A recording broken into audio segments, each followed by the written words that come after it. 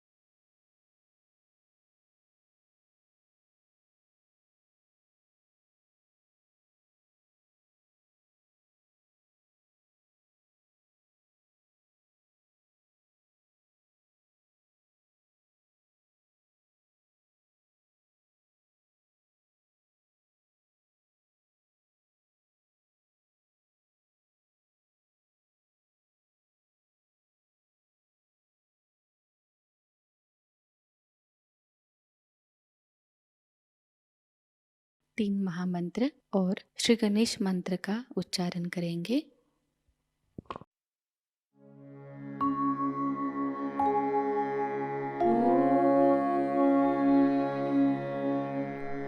त्वमेव साक्षात् श्री महालक्ष्मी महासरस्वती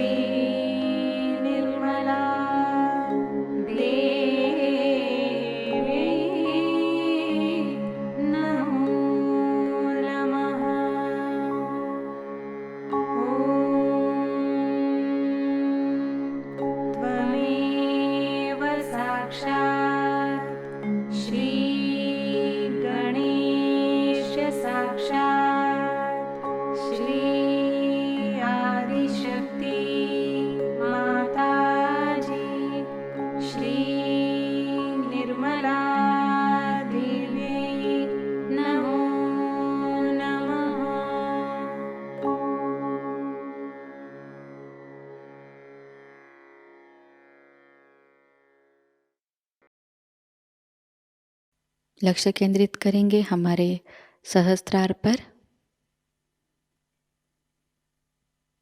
श्री माताजी कृपावंत होकर हमें निर्विचार अवस्था प्रदान कीजिए।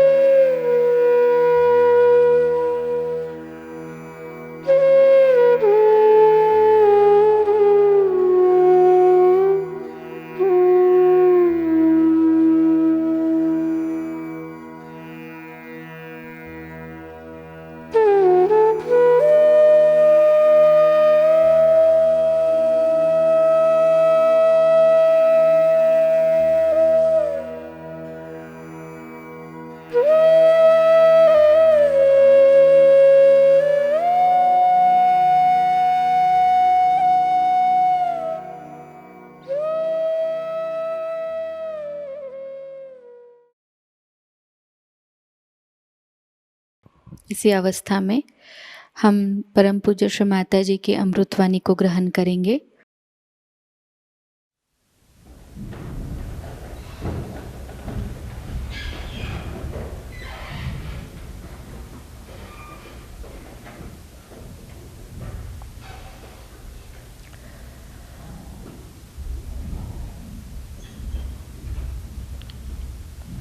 Yesterday I told you how self is more important than anything else at the present state of human awareness. When you are at the human awareness, first thing that should happen to you is to feel yourself. As Sri Krishna has said, Atmane Atmane Tushtaha. Unless and until you reach your Atma, your spirit, you are not going to get the satisfaction of achieving anything.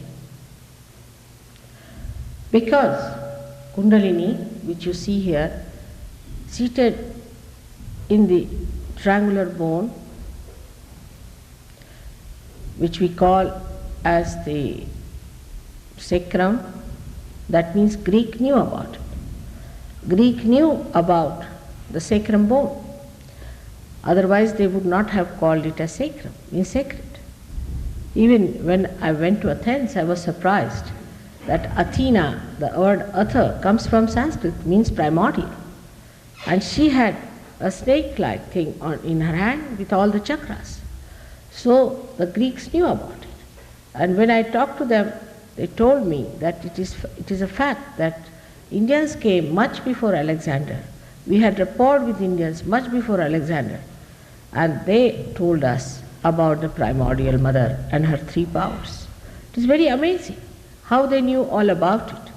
And then it all got lost because of the extroversion moving out from reality. So this bone, sacrum bone, contains, or here resides the Kundalini in 3.5 coil. This is the power of our pure desire. The pure desire is the desire when it is manifested should give you full satisfaction. For example, some people seek it in power. They indulge in power, some seek it in possession, some seek it in other things. But all these seekings do not give them satisfaction. If they could give satisfaction, then there would have been no problem. Because once you buy a car, then you want to buy something else, and then you want to buy something else. You start moving from one to another, and as economics says that in particular a want is satiable, but not in general. So we have to understand that the wants that we have, the desires we have, are not pure desires, but are impure desires. And when we deal with them, we never get that satisfaction. For example, somebody wants to do something. He does it, but he doesn't get any satisfaction out of it. The only way you can get satisfaction is that you become one with the divine. And this power of desire, which is a pure desire, is residing in each and everybody's triangular bone. But we are lost. We are seeking our pleasures, our joys into wrong things. We think that by doing this or by doing that, by buying this or becoming that, we'll be completely, fully satisfied, which we ultimately discover. In an evolutionary state, such people, when they discover that the joy is not in all these things, there is no happiness in this kind of thing. We have to go beyond this. Once they discover this, then they become a special category of people. And these special category of people are the seekers. Of course, today I find so many seekers are lost. Especially in America, they are lost in various ways. We would say in all the cults or in all other things like drugs or homosexuality or whatever you may call it. They are lost into these, into violence. Many are indulging into violence or doing all kinds of things which are not for their ascent but are degrading and will take them down, not to their seeking but to their hell. But it is happening today. You can see it very clearly. It is happening because human beings do not understand that human awareness is a transitory phase. You have to go beyond it, and that beyond stage, the stage we have to reach, is the stage of yourself. To begin with, you have to become, first of all, self-realized, meaning you are to be born again. And to be born again, you have to allow the Kundalini to work it out. So, what do we do? As people said, I told you yesterday, it is effortless, it is without any money. It just happens spontaneously. Now, it happens that an enlightened light can enlighten another light. In the same way, I may be able to enlighten you, but you can enlighten many others. Like in India, we have someone who has enlightened 10,000 people and has done so much good to people that it is amazing. Even there are people like the President of India, we can say the President of the High Court judge of the Hague High Court, which is the World High Court, the president of that, he's got his realization and he's a Sahajayogi. So we have people of that caliber who are Sahajogis and who have felt the vibrations, who have become self-realized. But they are very humble people, extremely humble people. Indians are basically humble and they know who is a saint and who is not a saint. They are so sensitive that they know who is a saint, who is not a saint. But in the West, as we have now lost our power to feel the saintliness in a person, we do not know who is a saint, who is not a saint. So the first thing that has to happen to you to understand who is a saint, who is not a saint, is first to get your realization. Without the spirit expressing itself into your awareness, into your attention, you cannot make out who is a saint or who is not a saint. Like they crucified Christ for no reason at all, and they worshipped Hitler. The Jews, they refused to accept Christ. They refused. They said, no, we don't accept Christ, because Christ said that I am dying for your sins. They said, no, we don't believe in that, we must suffer. So they suffered. They had sufferings. If you ask for suffering, you will have sufferings. But if they had accepted Christ, at least one thing would have happened, they would not have suffered. They asked for sufferings. They thought, unless and until we suffer, we cannot go to God. This was a very wrong idea, because Christ himself was a Jew. Himself, he took birth among the Jews. And it was the Jews he came to save. But they are the ones who refused to accept him, because they were blinded. They didn't want to see the point. In the same way, it has happened in every century. Any time any incarnation came, people did not want to accept. Not in India. I would say Indians are much more sensitive to spirituality because they are not so materialistic. They understand, because we have been for ages seeking and seeking from traditionally, so we know what this seeking is, what it means. For me, it's not difficult to talk to them about Kundalini. There I start on a different level altogether, because they know everything, whatever I'm talking, they know already what it is. Maybe not in the cities where the people are westernized, but they know. But for other people, I have to start it from A to Z. So this is the Kundalini we have got in 3.5 coils, and it has a mathematical calculation. Now, it's only Indians and the Buddhists, from Indians, I would say, believed in the non-being. They believe there's a non-being, being and non-being. What is that state of non-being? When you become the non-being, means when you go beyond your conditioning and ego, then you become the non-being. And once you become the non-being, then nothing can touch you. As I told you yesterday, who are standing in the water have fear of getting drowned in the water. But if you go to the boat, then you start seeing that the water is down below, it is not going to touch you. That state has to be achieved, is a non-being, is the fourth dimension within us. This is called also in Sanskrit as Turiya Dasha. Now you might say, why in India these people discovered all that? See now, the reason is India is a very ancient country. And there we didn't have these problems that you had to face when you came to America. You had to face the nature to begin with. Our nature is very kind. We can live under a tree, eat the fruits of the forest, and can enjoy ourselves. We don't need much in that country to cover ourselves or to have any elaboration. So the attention has been always inside to find out, why are we here? What are we doing here? Are we wasting our life? Are we doing any harm to ourselves or to others? Is it all right to exist as human beings, or is there anything beyond? This search has been there for thousands and thousands of years, and because of this seeking, they have been able to reach right conclusions that there is this Kundalini within us, and this Kundalini is to be awakened. And if she is awakened, then you can become self very easily. And this was the job I had to do. For that, I had to work very hard for days together to understand what was the problem with human beings, the permutations and combinations of problems that they had. And somehow I managed it. I think now our mass realization is possible.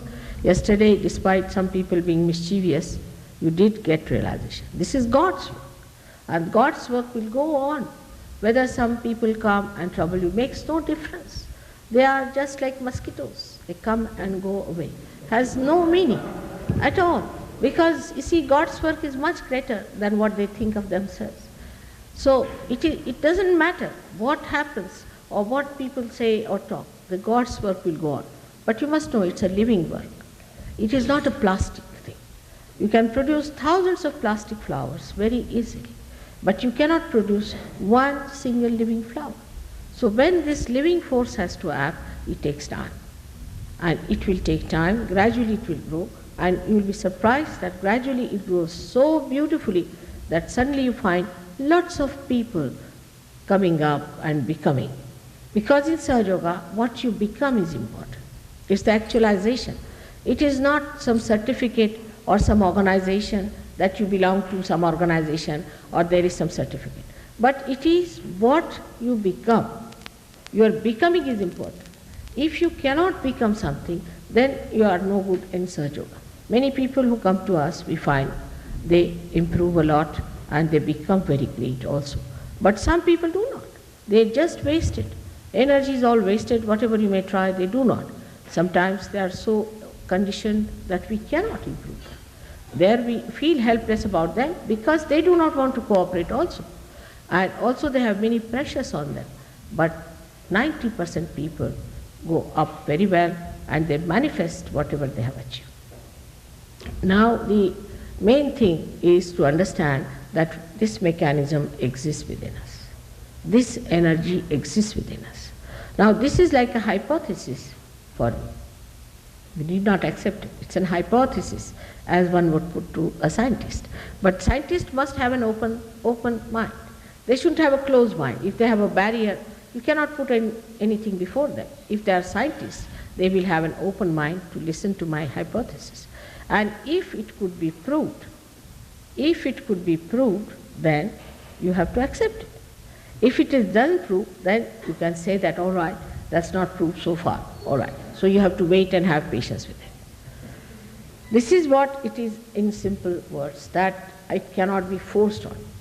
It cannot be humble before you. You have to ask for it. Nobody can force you that you can become. I cannot guarantee, yesterday I said, it's a fact. But still so many people got their realization, felt the cool breeze and felt the cool breeze out of their head. This you cannot do otherwise. All other things you can do, but this you cannot do, is to take out cool breeze out of your head, which is a factual thing and experience. But as I told you, that we live mentally much more than we live with reality. And mental projections can be anything, like a person who murders someone. He has justification, I murdered someone because of this and this. But that justification does not allow you to get out of law, does it? No. You will be caught in the law. You cannot do it. Whatever is wrong, you are not supposed to do it. But that is human law. In the same way, there is God's laws. And if we go against God's laws, then what happens? That we are punished. Now today I am going to tell you about other awareness that one can have, that one should know about. I am talking about the super consciousness which is on top of our head. But when the attention moves to the left side too much or to the right side too much, then also there could be a very, very big problem. And the big problem can come because we are not knowledgeable about it. We do not know. What is unknown need not be divine, not at all. Now when you start, say, becoming extremely submissive, slavish, or you start following something very blindly, you start becoming fanatic about it, just without thinking what you are doing is not right or wrong. You just follow something like that. We call it the left side movement of the attention starts, where you start subduing yourself to something, subjecting yourself to something. Accept the slavery of some ideas. Accept the conditioning of some sort of theories. Now, once you start accepting such theories, mentally the attention starts moving towards the left side. And also some people have a capacity to possess you like that. They can possess you and can do like that, that you lose all your freedom and you become that kind of a person. Then at that time what happens, that you start moving from your conscious mind to the subconscious mind and then to the collective subconscious. If you move to the collective subconscious, then what happens to you? If you move to the collective subconscious, then a person becomes possessed. This possession comes to you through what we call the protein 52 or protein 58 in medical terminology. They say that if a person is vulnerable to cancer, it is triggered by the presence or entrance of protein 52 or protein 58. These are the names the doctors are given, which trigger the disease. And once that happens, then a person cannot get out of cancer, because then the triggering starts and he starts getting from bad to worse. This 52 and 58, where do you find it? According to doctors, you find 52 and 58 in the area which is built within us since our creation. This area is placed within us. On the left hand side, as you see, somebody can come and show. On the left hand side, this area is placed. And this area one enters very easily. Say you go on taking somebody's name. Nowadays it's a fashion to give you a mantra. Now start getting the mantras, going saying mantras. Now what happens? That you are not connected with the divine. And you start taking the name of some XYZ. So you are not connected and you are just pressing hard your mind to get connected, but it cannot because the Kundalini has not arisen. So you move to the left side and there you get caught up. And that's why you know in the cult people are so much mesmerized. In every cult people get mesmerized because they move to the left for the domination of these gurus and things, because they want to make money out of them, and then they cannot think of anything else. They just think this is the right thing. I was amazed at some of the cults. The gurus don't know even Sanskrit language. Some of them have come out of the jail and they have become gurus. And they have given mantras which are so funny that somebody has been given mantra of Inga. There's no word like Inga except for this word in a colloquial way is called Inga, when a spider or something, you can say a scorpion, has got the sting, that is called as Inga. And this scorpion, when this scorpion hits it to a person, is called as the Inga, means that biting. Now that's the mantra given to many people. I was shocked and was told not to tell anyone about it. So if you tell to anyone, he'll just start laughing and roaring with laughter. Another mantra I heard was Tinga, meaning when you show somebody like this is Tinga, in colloquial word, not in Sanskrit language. There is nothing like a Jir and Ing in Sanskrit language. It has no meaning. And everything is meaningful in Sanskrit. Even every syllable is meaningful. So such people have come over and have become great gurus, and they give you names, maybe the names of some proteins which exist and which enter into you, and you get possessed. So this left side movement is a very common thing, and once you get to this left side movement, you cannot get out of it. It's very difficult. So the people who have been to such people or to such enticement show immediately when they come to us for realization, and that we don't know how to deal with them. Because if you tell them you forget your guru, they don't like it. They go on contortions, their bodies start getting into contortions. They feel terrible, they cannot sit quiet, they cannot move out. But if you tell them that this was wrong, they don't want to accept, because they are still carrying on with that idea and they don't want to believe that whatever they were carrying on was wrong, that they have to ascend. Even when they ascend, they take time. This is one very big problem we face. But as a result of the left side movement, you get most of the incurable diseases. For example, your AIDS disease that has come is because of the combination of the left side Muladhara center and heart. That's the one. Of course, it has to have Swadhisthana with it, left Swadhisthana is due to that. If somebody could cure these three centers of that person can be cured. Sclerosis comes from the same. If somebody is suffering from multiple sclerosis, same problem. It comes Muladhara chakra, void, and also sometimes the right heart. Sclerosis. Most of the muscular troubles go like that. Then we have got cancer. Cancer could be due to any chakra which is on the left hand side. Must be the combination of two chakras on the left hand side, depending on where the trouble is. But when the cancer trouble comes into the center, then it starts ascending, then it starts moving, and you get galloping cancer. You can start going from one to another end, and it can finish off a person. That's how you can just be finished with the galloping cancer. Now, when somebody is vulnerable, like I would say a person who is a very, very active person, who is very much under shock all the time, is very, very active and hectic. Supposing he is getting up in the morning, reading newspaper, and getting up into his bath, and then getting ready somehow or other, and getting into his car, and then going out, and in a very hectic manner he lives under shock because he is reading horrible news, then he is seeing a big jam on the street, all these things are happening. He is so full of anxieties. Such a person is vulnerable to another thing called blood cancer.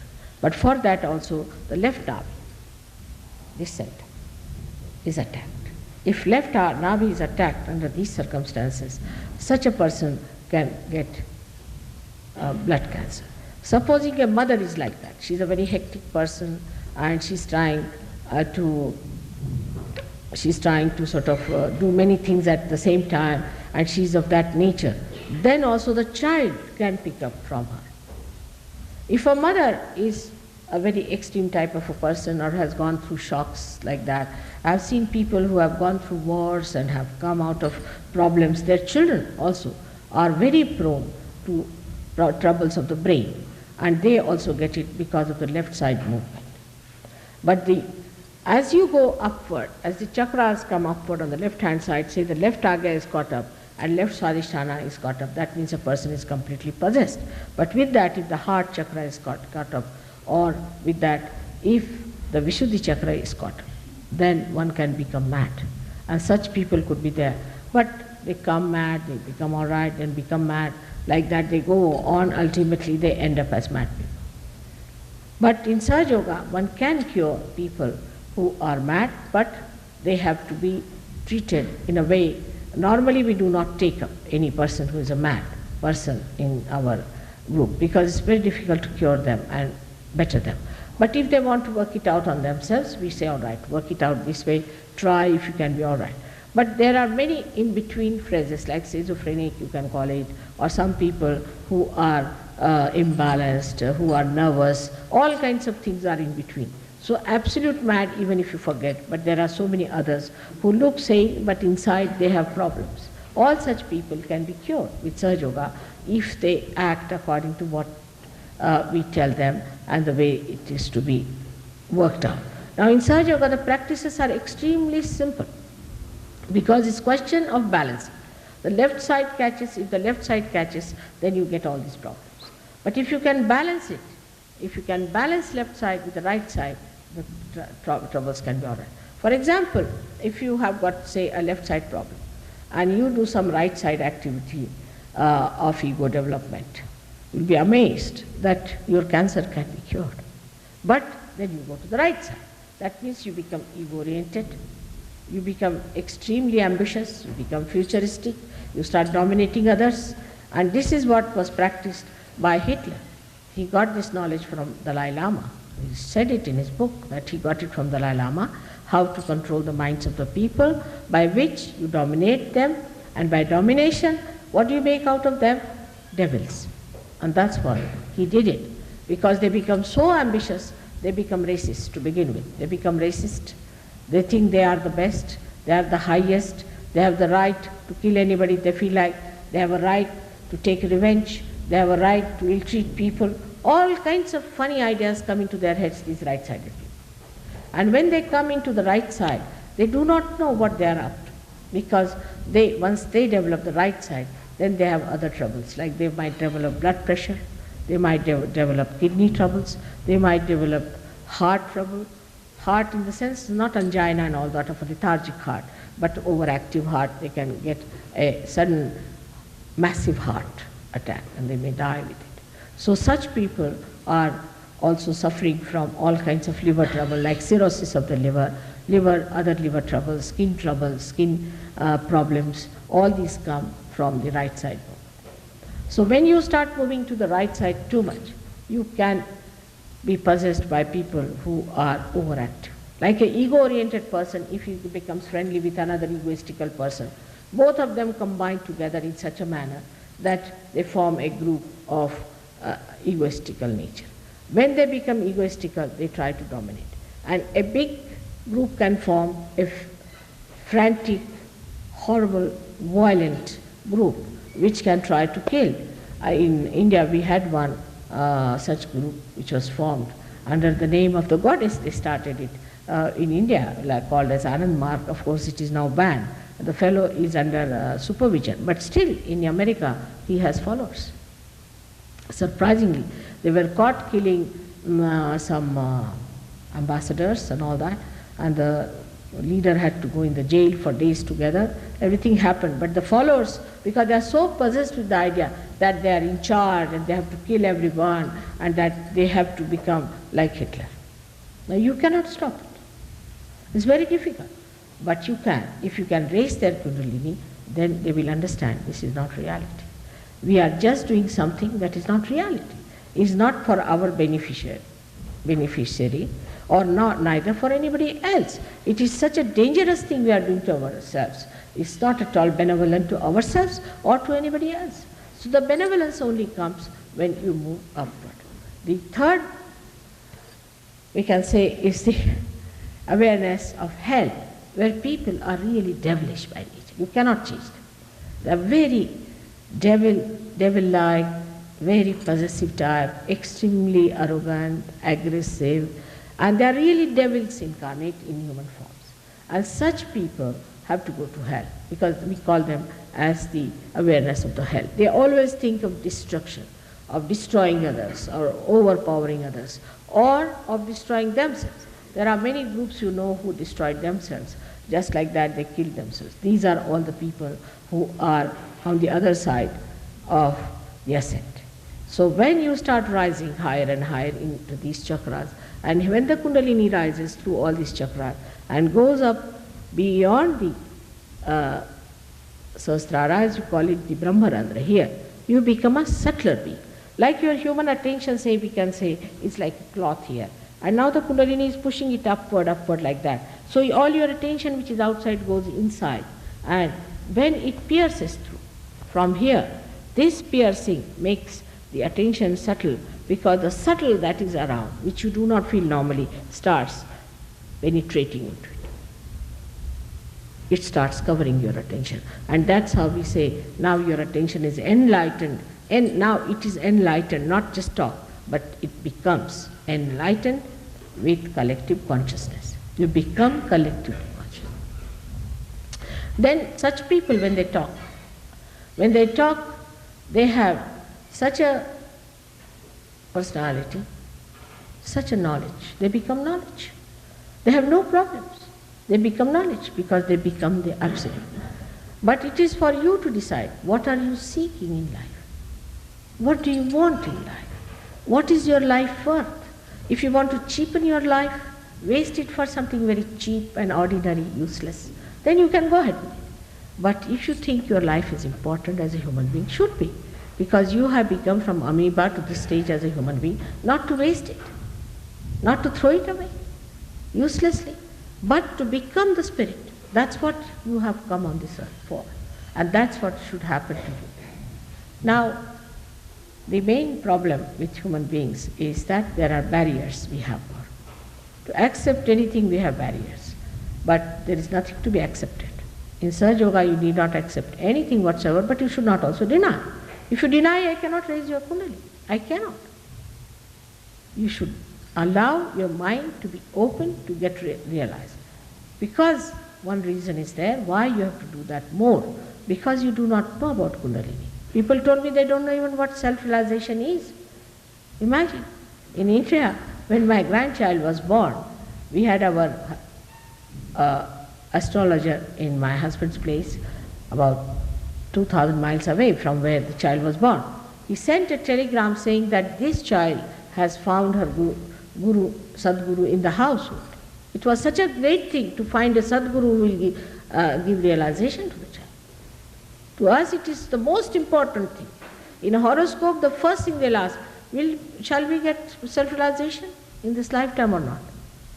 Then they say, all right, this lifetime you might, maybe next lifetime. Then they think, oh God, we have to wait one lifetime more.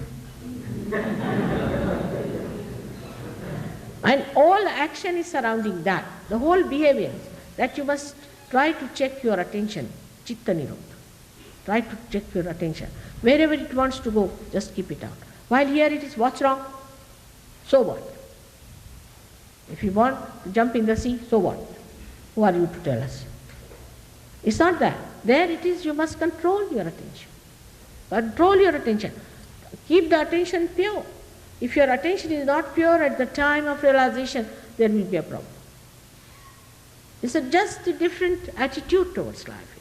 If somebody is angry, here people always say, I hate you. I mean, in India, if a child says like that, he'll have 2 slaps on the face. It's regarded bad manners to even to think like that, that you hate anyone. To hate anyone is a sign of degraded personality. I mean, it's very common with Indian people. Whatever you know of Indians are the people who are uprooted, who have come here to make dollars. They are different people. They are sort of sieved out. But the people who are in India, now we have here at least 20% people who have been to India. You can ask them. To them, generosity is a quality. Righteousness is a quality. Purity is a quality. Quietude is a quality. Peaceful nature is a quality. They do not boast of their angers and they do not boast of their hatred at all. I mean, it is never, never, never done. Even if somebody hates, he will not say that, I hate you. And it took some time for me to even to say this sentence to people, that this is something prohibited. Because your tongue gets spoiled. If your tongue is spoiled and impure, then whatever you say becomes untrue. Your tongue must be pure. You should not say something which is not true. In the sense, true doesn't mean that supposing somebody is a person who to your mind is not a good person. You shouldn't say that. You need not say that you are not a good person. You just keep quiet. Let him discover. Because if he is bad, he'll suffer himself. This is a common attitude. I'm not talking for Indians, but I must say for spiritual life, one has to learn from them.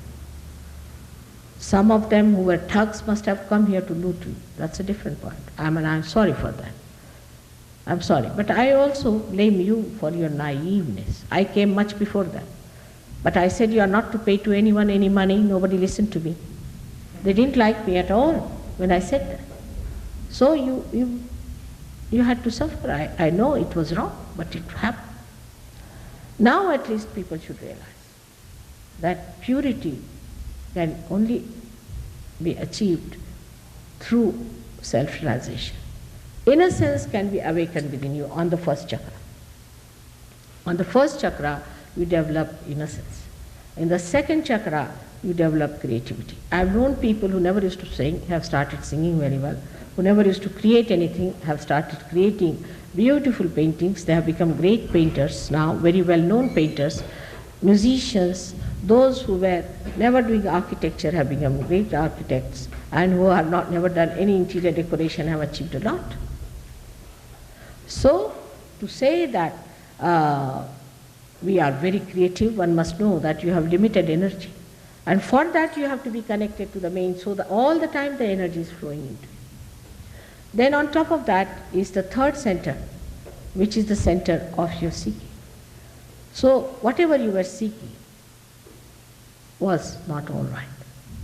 But you do get your material well-being, no doubt.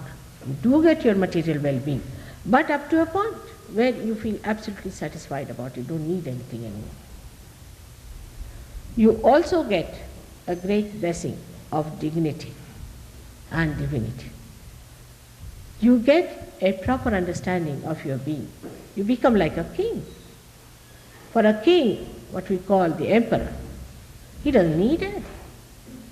For example, as you know, I am born of a very rich family, and it's a royal family, and my husband also is a very rich man. It's all right. We live in a very great comfort, no doubt. But I can sleep anywhere. I can sleep on the street, I can live anywhere. I'm not bothered where I live, what I do, how I move. I have no problem. Because if you are the emperor, you don't ask for anything, do you? If you get the food, all right. If you don't get, all right. If you like some food or don't like food, somebody says, I don't know what I eat in the morning, I don't know what I'm going to eat now. I don't know if I had my lunch or not. If I've had, all right, otherwise you can do what you like. It's that simple. Your body becomes your slave. You can lie down anywhere you feel like, you can do any amount of traveling, you can do 1,001 things. You become so dynamic. That happens when your Lakshmi Tattva is arisen. There are 4 Lakshmi Tattvas within us. The first is the Lakshmi Tattva, where you become a person very dignified and endowed with material comforts. But comfort which kills you is not there. Comfort means you are materially no more bothered. You get jobs. In London we have so many jobless people. But in Sahajayoga, all those who are there, all of them have got jobs. All of them. It's difficult to find one person who hasn't got the job. Moreover, it is compulsory in Sahajayoga that those who stay in the ashram must have some jobs. We have tried to allow some people to come without that, but we had very bad experiences of such people. So all those who are living on dole or some sort of a thing, we don't allow them to come in the ashram. And you'll be surprised that as soon as they join Sahajayoga, they get jobs. They get better and better jobs. Because Krishna has said, Yoga Kshema Vahamyaham. When you get your yoga, your well-being will be looked after. He didn't say Kshema Yoga. He didn't say, I look after your well-being and then you go to yoga. No, first yoga. Yoga Kshema Vahamyaham. First you get the yoga and then the Kshema will work. That's what happens to you on the Nabhi Chakra, which is very important. But Rajalakshmi, that is you become like a king, that you become Grahalakshmi or Grahastha, means you become a householder. You become a good wife and a good husband. You develop proper feelings for each other and you develop proper feelings for your children. You improve your societies through that essence, if it is born in you, that you understand the importance of a good family life. And that automatically happens. You don't have to tell anybody. Just those people who hated each other after coming to Sahajayoga have started loving each other, understanding and enjoying each other. And married life in Sahajayoga is tremendous. 90% of married life is so great that people in America, where they divorce every third year, we have seen people are doing very well in the married life, even in America.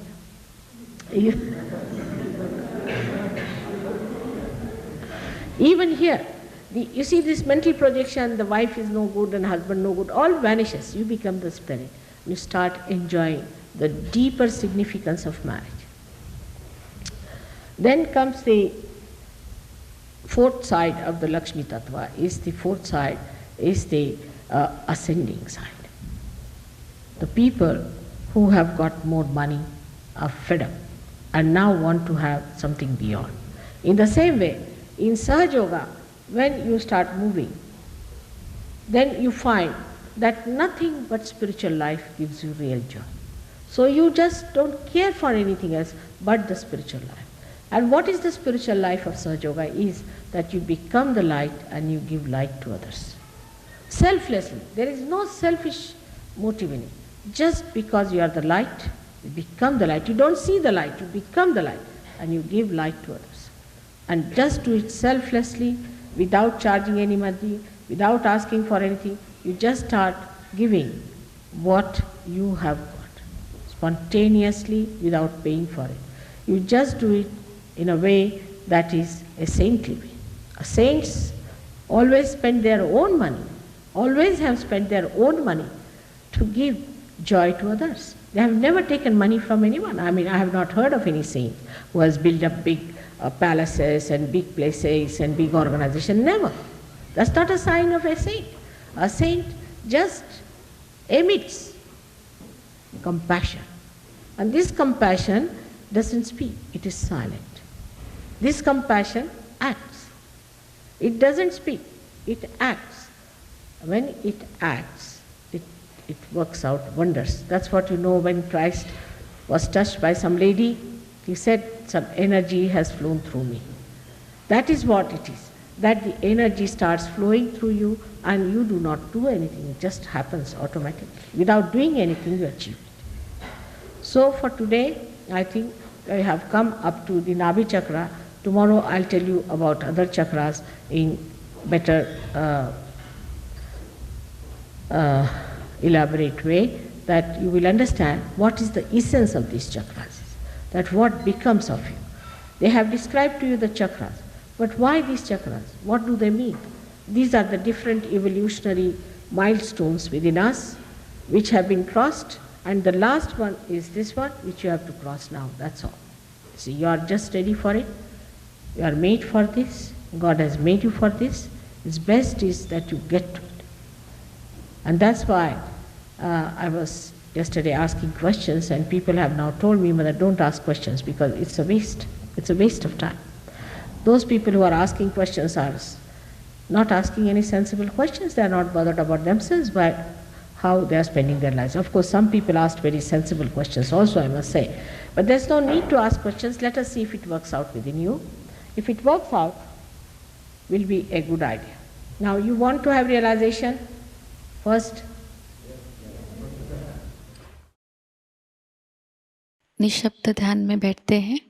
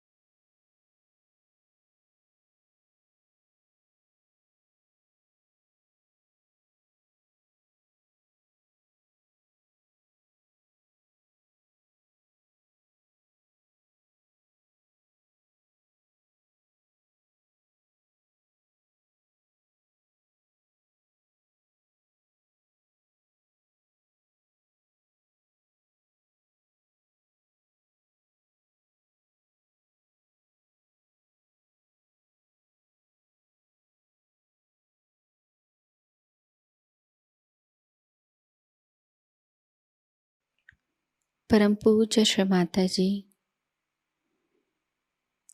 आपकी परम कृपा में हम सब एक प्रतिभाशाली व्यक्तिमत्व बन जाए। श्री माता जी, आपकी परम कृपा में हम सब आपके श्री विराट स्वरूप के अंग प्रत्यंग बन जाए। अपनी ध्यान धारणा और सामूहिक कार्य की तपश्चर्या से हम श्री आदिशक्ति के एक प्रभावी और प्रभावशाली माध्यम बन जाए।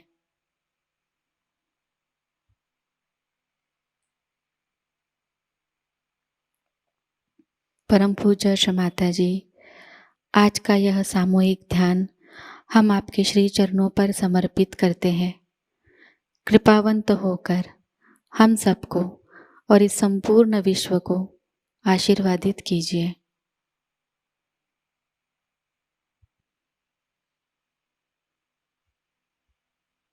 श्री माँ को प्रणाम करेंगे और सामूहिकता में कुंडलिनी चढ़ाकर बंधन लेंगे।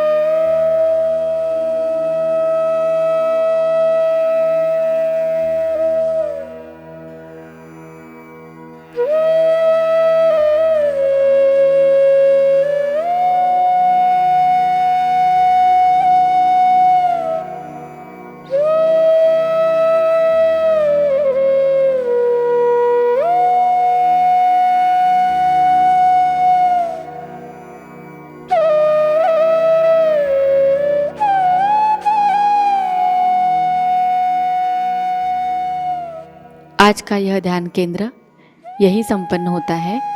जय श्री माता जी।